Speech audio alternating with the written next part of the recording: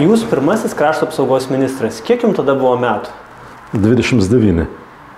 Koks jausmas 29 perimt valstybės gynybą? Kaip jaunam Napoleonui.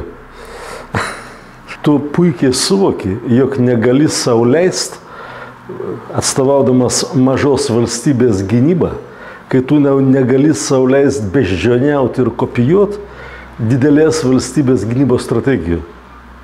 Taip jau atsitiko, kad aš neblogai žinau istoriją. Ir mūsų istorija po to, kai 1794 praradom valstybingumą, kai kelios Europos valstybės sudraskė į gabalus Lietuvos Lenkijos Respubliką. Suprantate, mūsų kelias į valstybingumo atstatymą tai nuolatiniai sukilimai. Ar tai Kosciuškos sukilimas, ar tai 1831-2 sukilimas, ar tai 1863 sukilimas. Ir visą laiką buvo bandoma, naudojant didelės valstybės strategiją, tai yra naudojant jėgą ir sukilėlių pajėgas, atgauti valstybingumą. Lygiai tas pats pokario meto partizanų pasipriešinimas. Ir visą laiką tai vedė į didelius praradimus, visą tai vedė į daugybę žmonių mirtis. Ir svarbiausia, tikslas nebuvo pasiektas. Ir tada iškyla koncepcijos klausimas, kaip tu tą darysi. Ar tu bandysi ir toliau žaist ten kareivėlius su medžiokliniais šautuvėliais prieš tankus? Ir žinoma, aš savo pasakiau ne. Aš turiu rast pergalingą strategiją. O tai reiškia, kad visų pirma, aš turiu rast vietą, kurioje mes esam stipresni negu priešininkas.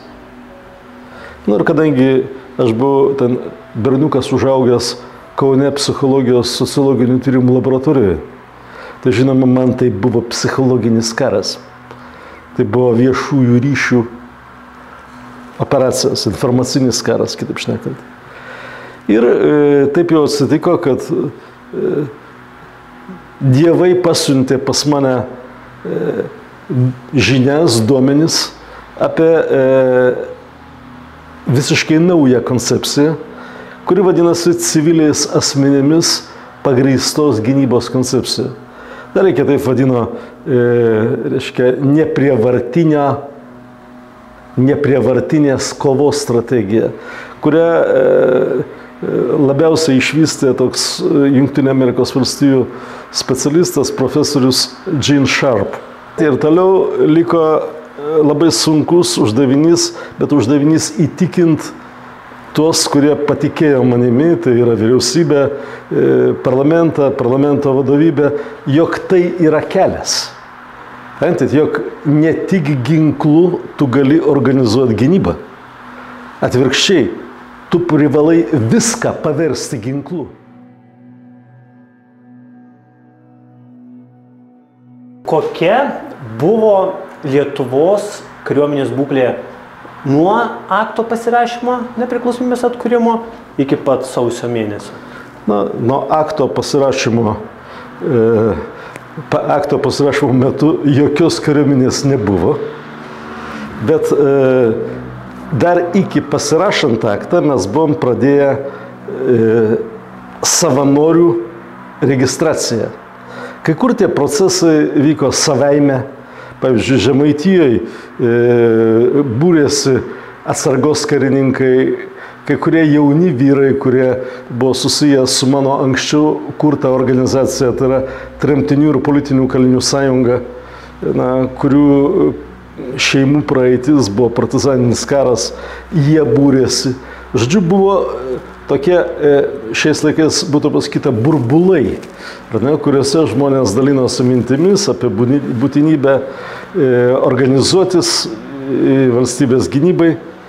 Ir man reikėjo tos burbulus sutampyti, paversti juos vieningų kūnų. Jau buvo pradėjus kurtis Lietuvos šaulių sąjunga, kuri tuo metu taip pat vienijo eilę žmonių, kurie mane, kad valstybė yra reikalinga savanoriška iniciatyva.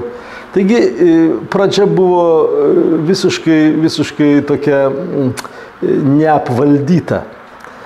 Bet greitai mes pradėjom judėti link organizuoto krašto apsaugos departamento kūrimo, kuris artimiausių metų įgijo 4 skyrius. Tai buvo pirmasis skyrius, mes vadiname mobilizacijos skyriumi. Jo kaip tik uždavinys ir buvo dirbti su kūrimomis struktūromis bei organizuojamų, reiškia, šaukimų į Lietuvos kariuomenę. Ką verta jums papasakot. Antrasis skyrius, kurį mes staigiai pradėjom vystyti, tai buvo žvalgybos skyrius. Trečiasis buvo operatyvinis arba planavimo skyrius. Ir ketvirtasis užnugaris. Tai buvo klasikinė dar nepriklausomybės laikų Lietuvos karinio junginio struktūra. Na ir, sakykime, poros mėnesių bėgyje mes jau organizavom darinį, kurį pavadinom karinių sportinių klubų. Reikia nepamiršti, jog tai buvo laikai, kuomet čia stovėjo Sovietų kariuomenė. Ir dar vienos kariuomenės kūrimas jiems, žinoma, buvo didžiulis iššūkis ir pavojus.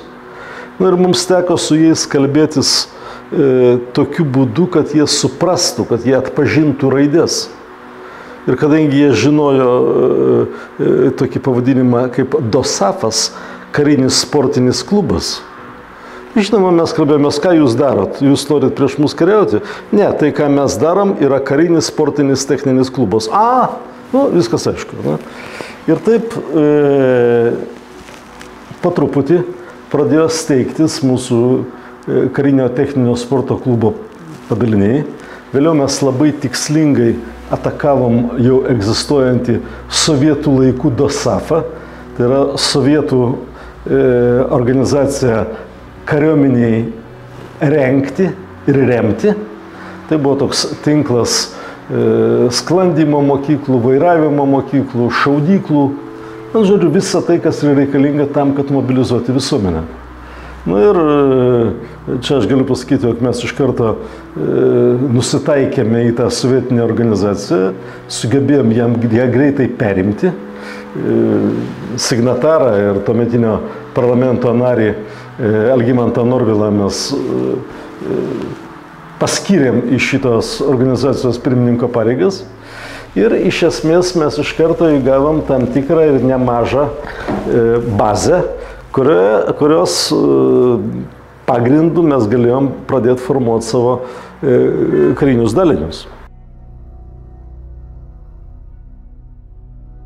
Nuo maždaug 90 metų Liepos mėnesio vidurio mes turėjom informaciją, jog būsim atakuojami. Ir mes puikiai supratom, kad mūsų kelias tai yra kombinuotas veiksmas, derinant pilietinės žmonių nepasidavimo, pasipriešinimo akcijas, o taip pat organizuoto veikimo, tam tarpe ir ginkluoto veikimo akcijas, jeigu jų prireiks. Ir šiam tikslui mes greitai pradėjom formuoti ir tai, kas vėliau buvo pavadinta mokomuoju junginiu, kas iš tikrųjų tapo pirmuoju mūsų kariuomenės daliniu. Paraleliai pradėjom nuo to, jog Kaune sukūrėm puskarininkų mokyklą. Taip pat paleidom veikti atsargos karininkų mokyklą. Kaip suprantat, mums reikėjo savų paruoštų kadrų ir kariuomenės vien savanoriško veikimo ir geranoriškumo pagrindų nepagaminsi.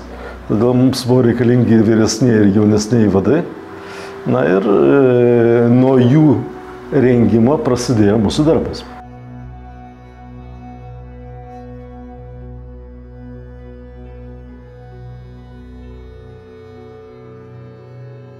Liepos mėnesio, sakykime, pabaigą mes turėjome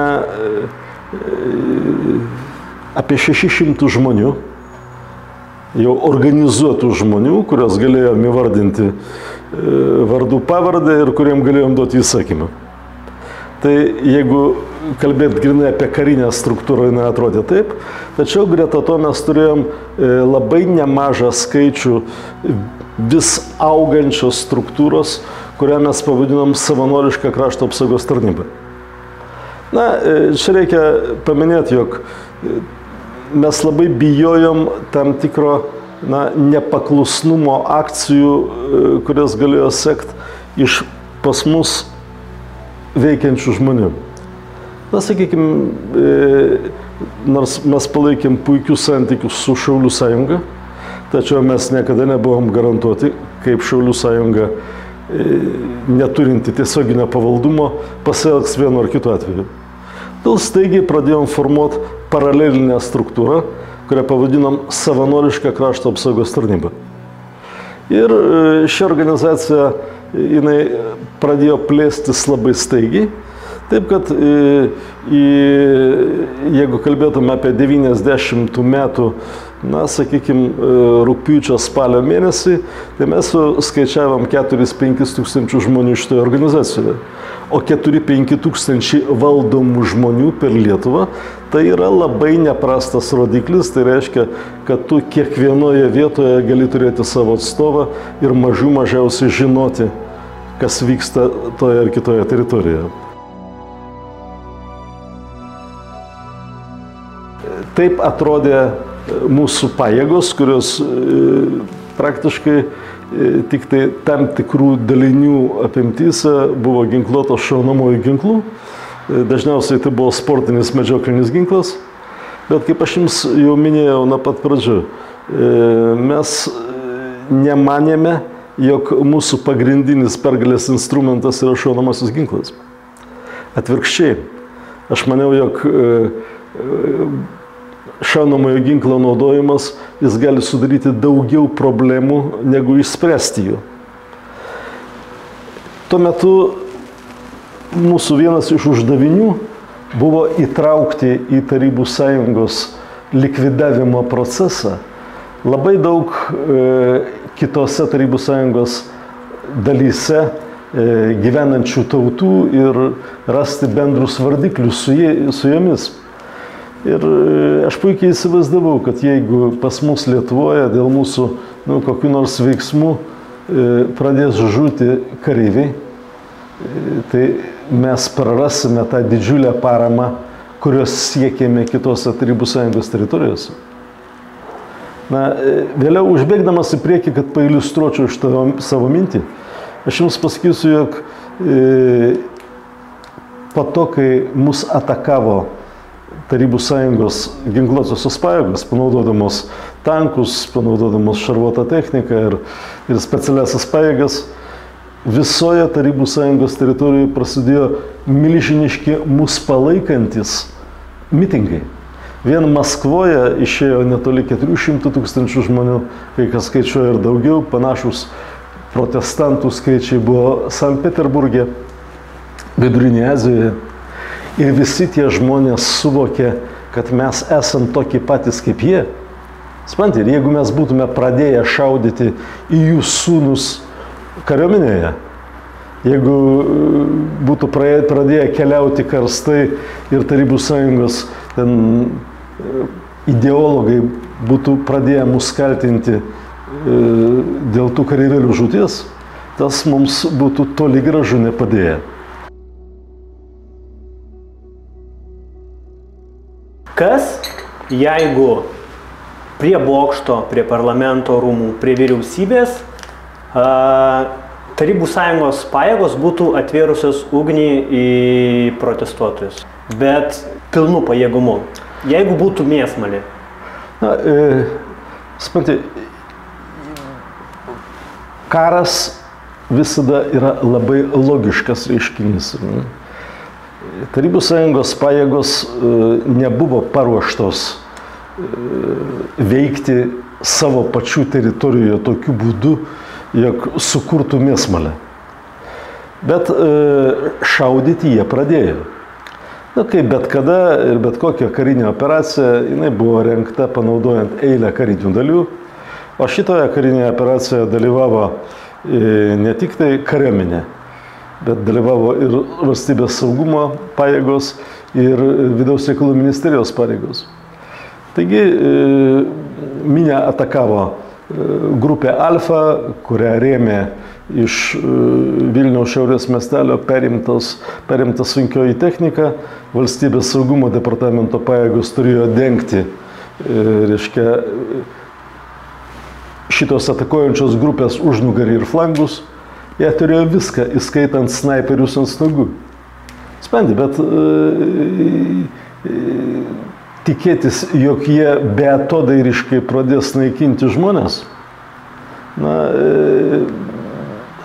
žinoma, privalėjau daryti tokią prielaidą, bet ganėtinai tvirtai žinojau, kad to nebus. Kada pradėjot gauti pirmasias žinias, kad yra sužeistų, yra žuvusių? Na, sakykime, maždaug valandai praėjus nuo šturmo pradžios. Čia reikėtų jums gana daug papasakot apie visą Sovietų Sąjungos vadovų užmanymą. Jie nebuvo taip primityviai nusiteikę, jog mes čia atvažiuosim ir išvaikysim, reiškia, susirinkusią minią. Planas buvo gudrus.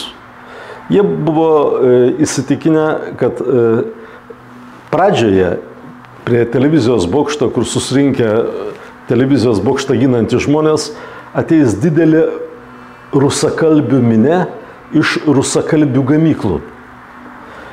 Ir Lietuvoje, Vilniuje buvo keletas tokių gamyklų, jos gamino kuro aparatūrą, jos gamino įvairią karinę techniką.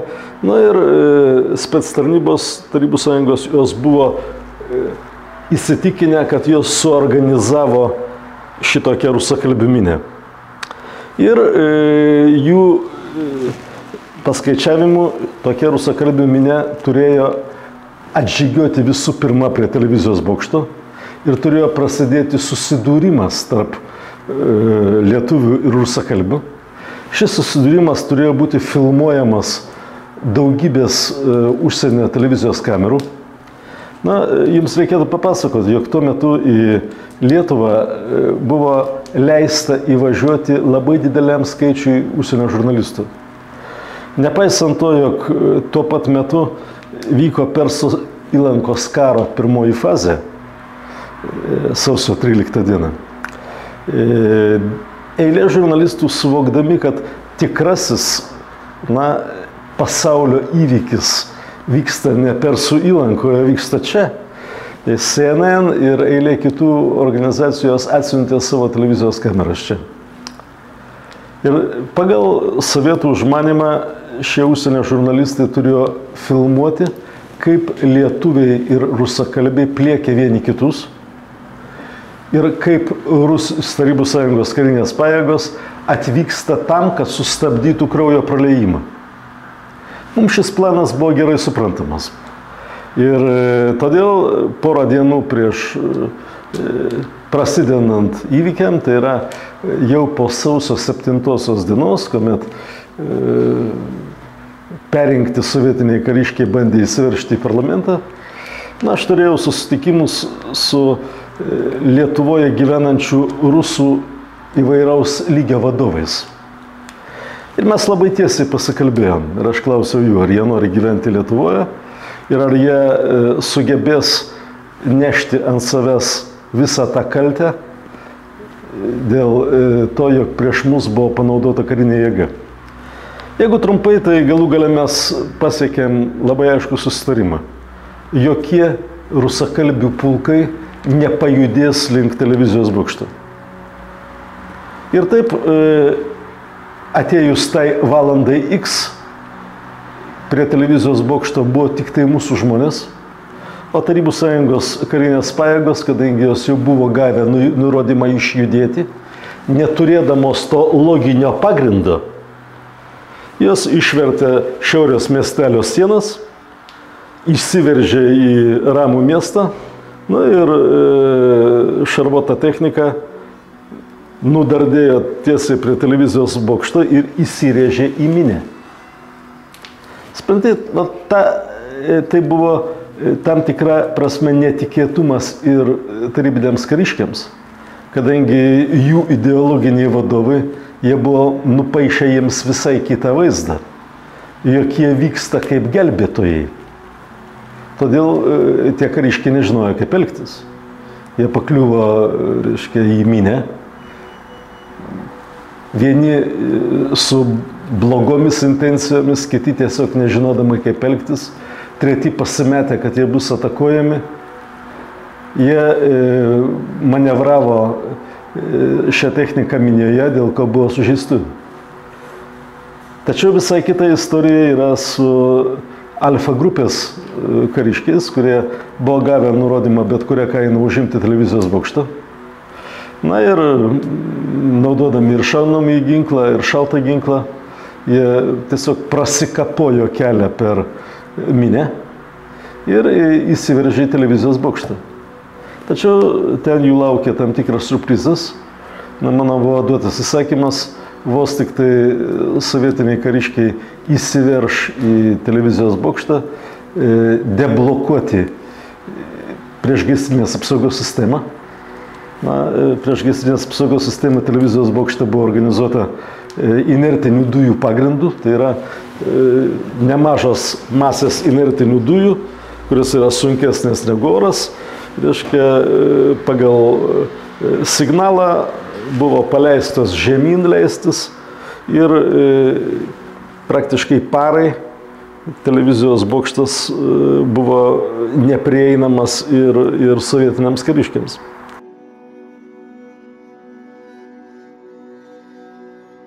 Štai mes turėjome situaciją, kuomet užsienio žurnalistai, prie kurių buvo pristatyta mūsų angliškai kalbantis jaunimas, tam tarpe eilė studentų, jie filmavo visiškai kitą vaizdelį, negu tas, kurio tikėjosi sovietiniai kariškiai. Tai yra, pasaulį mes ištransliavome, kaip žmonės susirinkę prie visam pasauliu suprantamų simbolių. Kas yra televizijos bokštas? Tai yra laisvas žodis.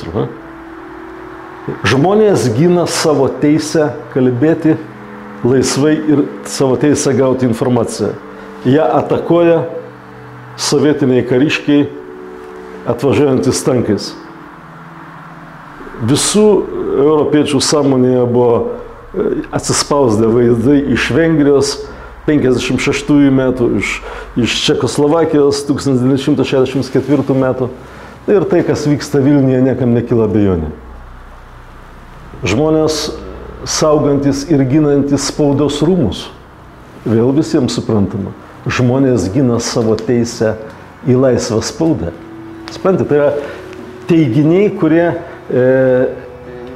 bet kam Europoje buvo gauti su motinos pienu, nes greta demokratijos visada eina ir laisvas žodis. Žmonės susirinko prie parlamento, taip, žmonės gina savo teisę rinkti savo valdžią.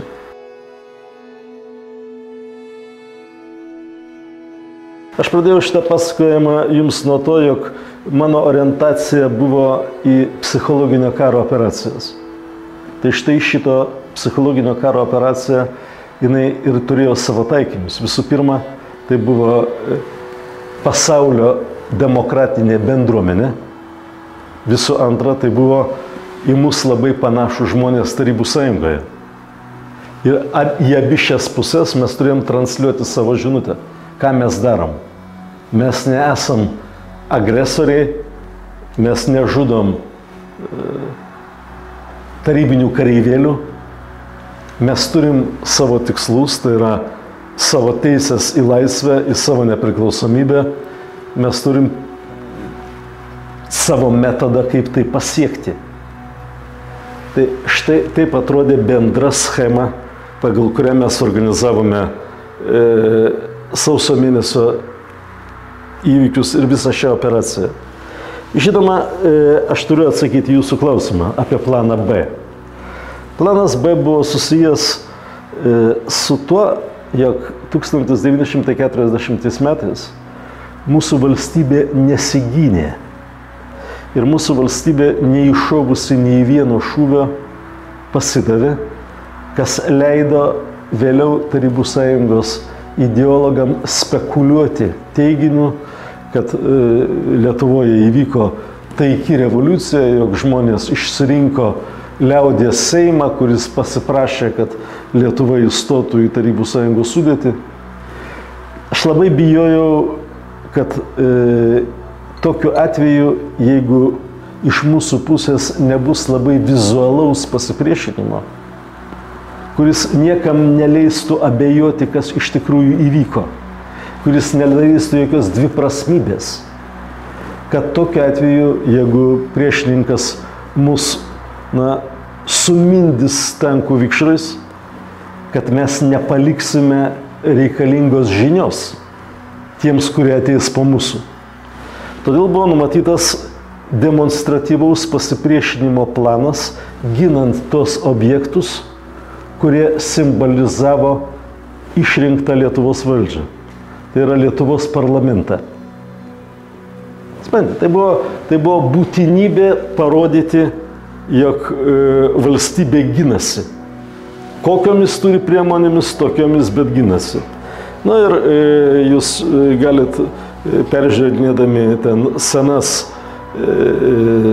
kronikas, nuotraukas, matyti eilę vyrukų su medžioklinės arba sportiniais šautuvais. Tie, kurie buvo rūmose, jums papasakos apie daugybę benzino ir padegamojo skysčio butelių. Tai buvo mūsų pasiruošimas tam atvejui, jeigu mūsų naudojamos priešininko sulaikymo priemonės nesuveiks ir mums teks panaudoti šią labai demonstratyvę priemonę skirtą pasauliui ir Tarybų Sąjungoje gyvenantiem, mus remiantiem žmonėm. Tai bus žinutė, jog mes ginam savo įsitikinimus. Teisėtai išrinkta valdžia. Vienas Sovietų Sąjungos kareivis žuvo nuo saviškio rikošeto kulkos. Taip, jo pavardė buvo Šatskich. Jis, jeigu aš neapsirinku, buvo spec padalinio Alfa karininkas. Ir čia reikia jums papasakoti, jog mes labai gerai supratom, jog prieš parengtas spec padalinių karius mes negalime prieš pastatyti savo karinės jėgos, nes tokios tiesiog nebuvo, kaip ir nebuvo ginkluotės. Bet pagrindinis mūsų ginklas buvo televizijos kameros, užsienio žurnalistų rankose. Ir mums buvo labai svarbu, kad jos fiksuotų ne ką kitą, o labai brutualią sovietų kariuomenės agresiją. Ir toks uždavinys, jisai reikalavo, jog priešininkas būtų dezinformuotas. Na ir aš jums te pasakysiu, jog išsiverždami iš šiaurės miestelio į operatyvinę erdvę, naudojant sovietinius kaiminius terminus, sovietų tankistai buvo įstikinę, kad mes iš jo šaudysim. Taip šnekant, jų vadai turėjo informaciją, jog pas mus yra prieštankinis ginklas ir kad mes jį panaudosim. Todėl jie begaliniai demonstratyviai išvertė šiaurės miestelį supančias gelžbetoninės sienas ir keliose vietose išsiveržė į gatves. Žinoma, vaizdelis buvo labai ir labai demonstratyvus, o Alfos kareivukai taip pat buvo įstikinę, kad į juos bus šaudoma. Ir draždamiesi į Konarskio gatvėje esantį radio televizijos komiteto pastatą, o vėliau traukdamiesi iš jo, jie šaudė koridoriuose į visus kampus, gazdindami tuos, kurie jų manimo kažkur tai čia slepiasi ir toli juos atidengs ugnį. Tie, kas dar žino Tarybų sąjungos naudota ginkluotė ir apsaugos priemonės, tai buvo naudojama tokia iš labai stambių žvynų pagaminta neperšaunama liemenė.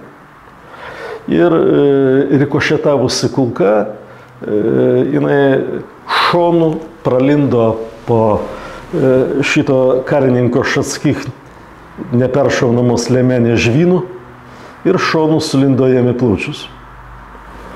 Na, kadangi jis buvo dideliam strese, plus, kiek mes žinom, jam buvo duotos psichotropinės medžiagos, tai pradžioje jisai nepajuto, kas atsitiko, vėliau pranešė savo vadovui, kad jis silpsta.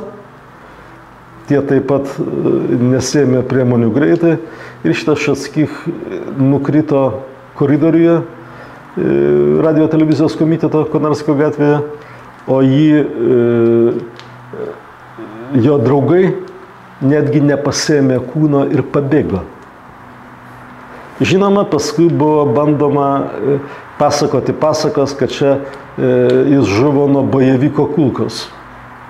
Na, bet taip jau atsitiko, kad aš susitikau su šito karinio dalinio vadovu. Na, tarp kitko, dar visai nesenai jį buvo bandoma suimti netoli Vienos. Tik tai Austrai paleido. Vėl žodžiu, aš žinojau šitą žmogų. Ir aš pasakiau, kad jeigu jie ir toliau skleis šitas gandus, tai aš pateiksiu viešumon televizijai skrodimo medžiagą. Ir mes pademonstruosim, nuo kokios kulkos jisai žuvo. Ir aš paaiškinsiu, kaip jie paliko savo žuvusį karį. Na, supranti, bet kokioj kariuomenėje, o ypač specialiosiuose pajėgose mesti savo sužeistą arba mirusi yra didžiulė gėda. Taip kad na, tas toks bandymas spekuliuoti šią temą buvo labai greitai iš mūsų pusės užgesintas. Nes na, mes turėjome ir kūną, ir skrodimo protokolus, ir skrodimo filmuotas medžiagas. Todėl didesnio pagreičio šitą istoriją neįgavo.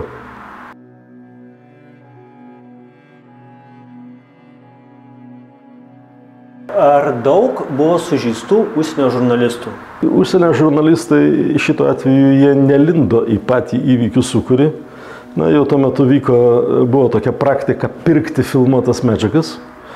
Na, tai kiek man yra žinoma, pora žurnalistų gavo baro traumas. Baro trauma tai yra garso banga sukelta, reiškia, trauma pažeidžiant klausos organą, pažeidžiant lygsvaros organą, nes sovietiniai kariškiai jie naudojo tuščius sviedinius artilerinius. Reiškia, iššovus tokių sviedinių, garsinė banga sukuria labai nemalonius pojūčius, jie bandė tokiu būdu vaikyti minę. Taigi ten apie porą žurnalistų tokias traumas patyrė.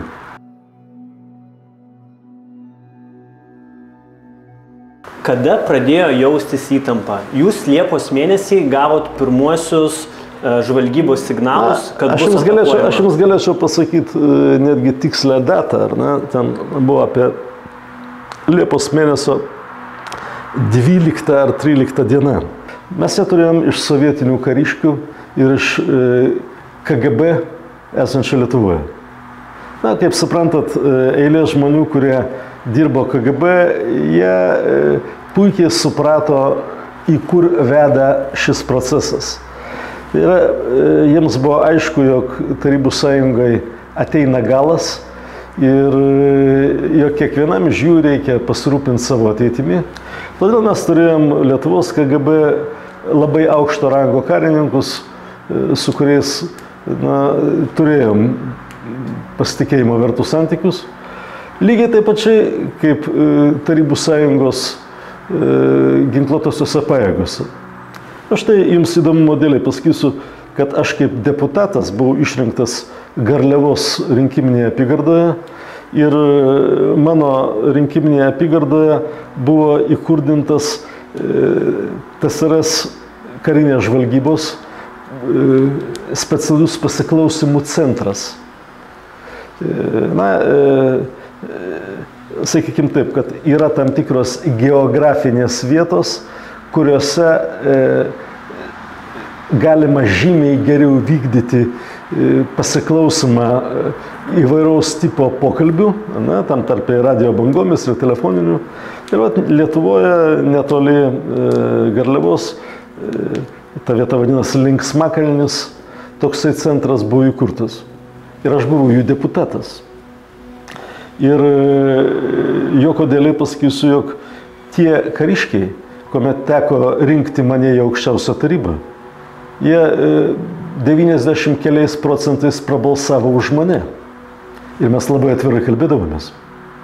Na, nes tai buvo, visi buvo karininkai, visi buvo techniniai specialistai ir visi suprato, kas vyksta. Taigi aš turėjau netgi asmeniškai gaunamą informaciją iš žmonių, kurie, na, sakykime, ideologiniais pagrindais puikiai suvokdami, kas vyksta Tarybų Sąjungoje, duodavo mums žinias ir perspėdavo. Taigi, aš dabar vis tik surizikuosiu pasakyti, kad tai yra 90 metų Liepos 12 diena. Rygoje buvo įkurtas situacijos suvaldymo štabas.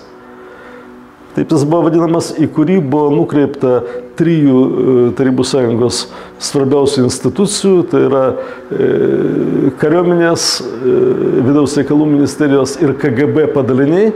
Ir jie turėjo pasiūlyti ponui Gorbačiovui veikimo schemą ir pasiūlyti, ką daryti su šitais, reiškia, nepaklusniais Baltijos šalių gyventojais.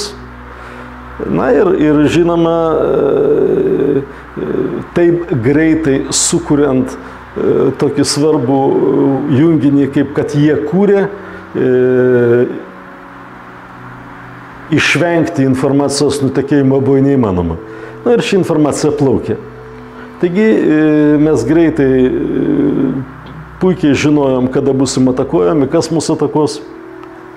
Lygiai taip pačiai, kaip mes gerai žinojom apie planus sovietų mus atakuoti 91 metų sausio 7 dieną parlamente.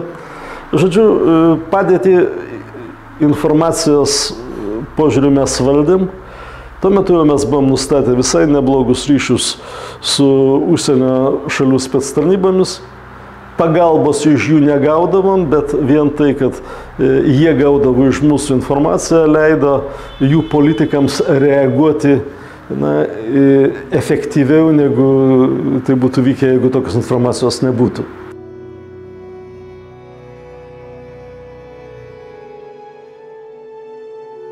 Kada situacija pradėjo jau tikrai kaisti? Aš žinau, kad nuo kada jūs jau nebegrįžot namo ir tiesiog miegodavot parlamente?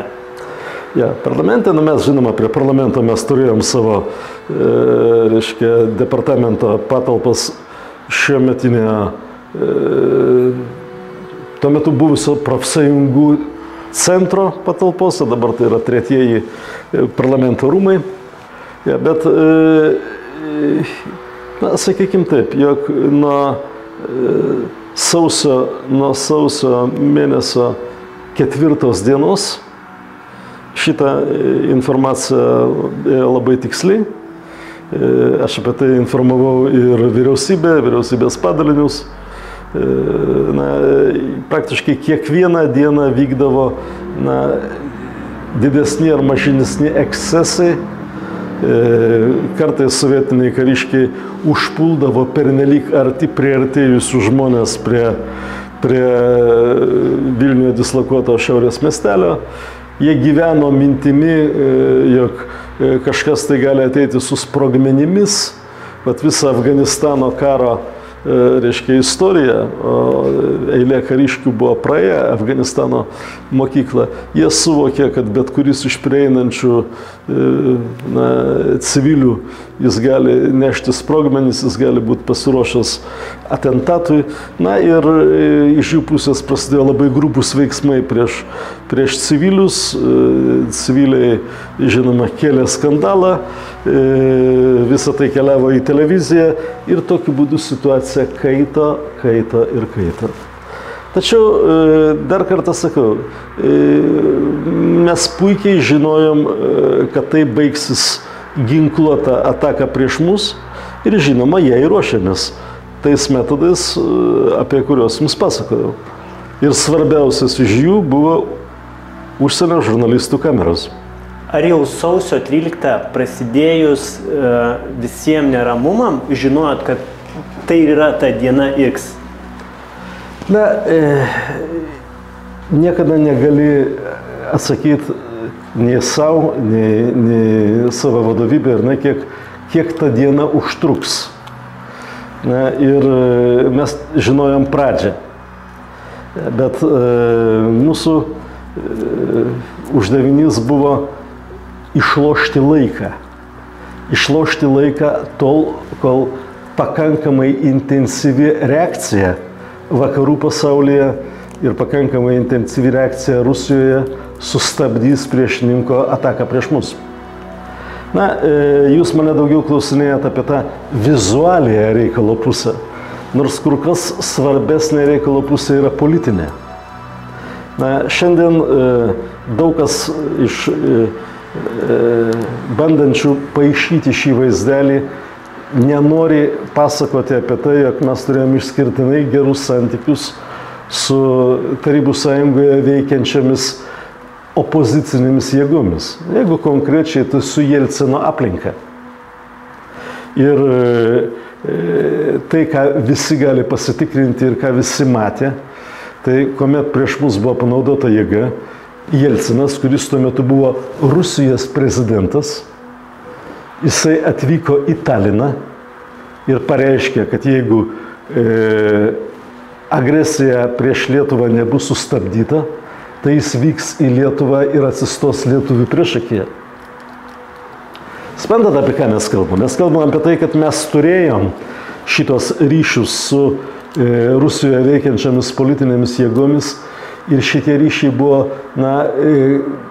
didesnis svertas negu tie ryšiai, kuriuos mes turėjom vakaruose. Daug kas vakaruose tuo metu nesuvokė, jog Tarybų Sąjunga tai milžinas ant molinių kojų ir bijojo, kaip ir dabar Ukrainos, Rusijos karo atveju, bijo, jog Tarybų Sąjunga, jog Rusija grius, tada jie bijojo, jog grius Tarybų Sąjunga ir iš visų jėgų bandė išsaugoti Gorbačiovo pozicijose.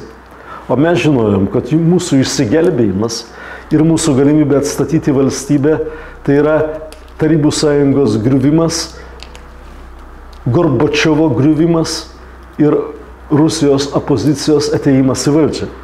O Rusijos opozicija žinojo ir Jelcinas žinojo, kad mes, tai yra Lietuva, esam tas ledlaužis, kuris veda procesus į priekį. Ir todėl tas iš esmės tai buvo mūsų bendro veikimo schema, kurią aš, kaip jums sakau, dėl eilės tokių ideologinių, propagandinių dalykų, kai kurių žmonių noro vien tik tai savo prisimti visus nuopelnus, apie tai yra nekalbama. Suprantate, nors jeigu nežinai šitų smulkmenų, tai visi tie veiksmai, kurių mes ėmėmės, jie gali atrodyti juokingais. Bet jeigu tu žinai, kad mums už pečių stovėjo rimtai suskilusi Tarybų Sąjungos komunistų partija ir administracijos pajėgos, kurios tik tai ir laukė galimybės smogti tuometiniai Gorbačiovo valdžiai į paslėpsnius, tai, ką mes darėm, tampa visiškai aiškiu planu, kuris, žinoma, pavyko ir kurio pasakoje mes atgavom nepriklausomybę Rusija taip pat gavo nepriklausomybę. Jelcinas tapo ne kažkokiu tai butaforiniu prezidentu, o milžiniškos branduolinės valstybės asmenim numeris 1. Tai aš dar kartą noriu jums pasakyti, kad tai, kas įvyko Vilniuje sausio 13, buvo ne kažkoks tai, reiškia, mūsų pralaimėjimas ar Tarybų Sąjungos toks jėgos ir galios demonstravimas mūsų atžvilgių. Ne, tai buvo labai efektyvus, labai drastiškas veiksmas iš mūsų pusės, priverčiant priešininką smogti į tuštumą. Žinoma, man labai gaila tų, kurie nukentėjo, man labai gaila žuvusių. Bet aš jums galiu pasakyti, kad jeigu mes būtume bandę panaudoti jėgą, tokiais vaikiškais metodais, kaip kad iš mūsų laukia priešininkas, jeigu mes būtume pradėję šaudyti į tarybinius kareivėlius, daugeliu atveju kazachus, gruzinus, uzbekus, ukrainiečius, mes būtume praradę tą milžinišką paramą, kurią Lietuva gavo tais laikais iš 100-milijoninės teritorijos.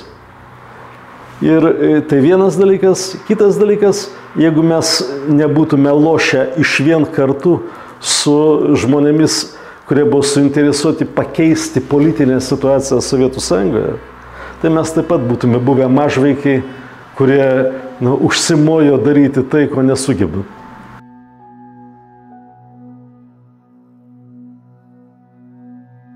Ar turėjot kažkokį juodą scenarijų? Žiūrėkit, tam juodajam scenarijui, žinoma, mes ruošiamės. Visų pirma, tai mes iš anksto buvom suderinę medicininės pagalbos teikimo aplinkybės. Jas buvo suderintos ir panaudojant turimą medicininę infrastruktūrą, kuri buvo žymiai efektyvesnė negu šiandien turima Lietuvos, po to, kai pasidarbavo prie sveikatos apsaugos ministro vairo labai nekompetentingi asmenys, bet mes turėjom netgi ir savo, tai yra krašto apsaugos reiškia, sistemos kurtą mūsų sistemą medicininės pagalbos. Jai tada vadovavo ponas majoras Andrijauskas, mano bendrakursis. Taip kad kaip jinai būtų suveikusi, jeigu jinai būtų gavusi tokius apkrovimus, kokius mes matom šiandien, sakykime, Ukrainoje. Žinoma, aš negaliu atsakyti. Bet pasiruošimus mes vykdėm ir darėm. Tai buvo labai svarbus momentas. Dabar dėl kitų scenarijų. Aš tai galiu jums pasakyti, jog, žinoma, tam atveju, jeigu mums nepavyktų stabilizuoti priešininko, panaudojant politinės priemonės vakaruose ir Rusijoje, apie ką aš jums kalbėjau. Tiems, kuriems būtų tai pavykę, mes ruošiamės siūlyti partizaninio karo scenarijų. Čia didelės paslapties neatskleisiu, bet dar gerokai iki rinkimų mes ruošiamės tokiai galimybei. Ir mano sąsajos su Gruzija toli gražu nėra atsitiktinės ir tik laimėjęs rinkimus aš buvau išvykęs į Gruziją ir Čečėniją ir mes jau tada tenai planavom, kur mes permesim tos žmonės, kurie sugebės išeiti iš susiklosčiusios situacijos, jeigu iš esmės mūsų planas pralaimėtų. Tai planas buvo juodžiausiu scenarijumi tam tikrą žmonių grupę evakuoti į... Taip, su pavardėm, su vardais tie žmonės buvo numatyti. Mes turėjom planą, kas turės tęsti darbą, jeigu mums nepavyks, ir kas lieka čia. Suprantat, nes pagrindinis uždavinys vis tik buvo užfiksuoti tą faktą, jog Lietuvos valstybė atkurta buvo, veikė, priiminėjo sprendimus ir jog jinai buvo sunaikinta neteisėtai. Tai yra mes neturėjom leisti pasikartot kokiam nors 40 metų scenarijui, kai kokia nors populiari poetė skaitytų reiškia, savo eilės Lietuvos parlamento griuvėsiuose. O kad tai būtų buvę griuvėsiai, aš jums pažadu. Aš norėčiau, kad jūs ką nors palinkėtumėt mūsų jaunimui, kuris kartais užaugęs jau laisvoj Lietuvoj, jis nesupranta laisvės kainos. Žinai, aš visada buvau ir esu toks techniškas žmogus. Ir aš labai gerai žinau, jog bet koks veiksmas, bet kokia pergalė reikalauja labai gero pasiruošimo. Šiandieninis mūsų pasiruošimas nėra geras. Šiandieninis mūsų pasiruošimas daugelį atvejų yra vaikiškas. Ir mes neturim savo leisti tokios prabangos, kaip pramiegoti tą krizę, kuri artėja. Ir šiandien mes kalbam abudu 24 metų spalio mėnesio 14 dieną. Yra pakankamai daug pagrindo manyti, ir tai nėra vien mano nuomonės, jog mes artėjam į kur kas didesnę krizę, galimai, kuri vystysis 4-5 metų bėgyje. Aš manau, kad tai yra pakankamai laiko tarpas didelis tiems, kurie ims vairą į savo rankas, rimtai pasiruošti. To ir linkiu.